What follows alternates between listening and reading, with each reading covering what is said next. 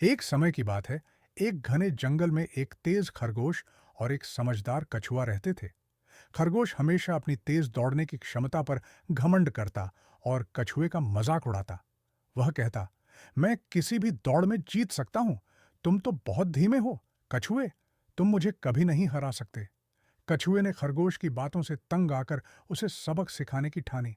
उसने खरगोश को चुनौती दी, चलो दौड़ लगाते हैं। खरगोश ने जोर से हंसते हुए कहा, क्या तुम मजाक कर रहे हो? यह तो मेरे लिए सबसे आसान दौड़ होगी। लेकिन ठीक है, मैं तैयार हूं। जंगल के सारे जानवर दौड़ देखने के लिए इकट्ठा हो गए। तैयार, ध्यान, शुरू। उल्लू ने जोर से आवाज लगाई और दोनों दौड़ने लगे। खरगोश तेजी से दौड़ता हुआ कछुए से बहुत आगे निकल गया। दौड़ते दौड़ते उसने पीछे मुड़कर देखा तो कछुआ बहुत धीमे धीमे चल रहा था। उसने सोचा, मैं तो इतना तेज हूं कि आराम से सो सकता हूं। यह सोचकर वह एक बड़े पेड़ के नीचे लेट गया और गहरी नींद में सो गया। इधर कछुआ अपने धीमे लेकिन लगातार कदमों से चलता रहा। उसने एक बार भी रुकने का नाम नहीं लिया। जंगल के जानवर उसकी हिम्मत देखकर चिल्लाए, धीरे और लगातार चलते रहो, तुम जरूर जीतोगे। खरगोश अब भी गहरी नींद में था।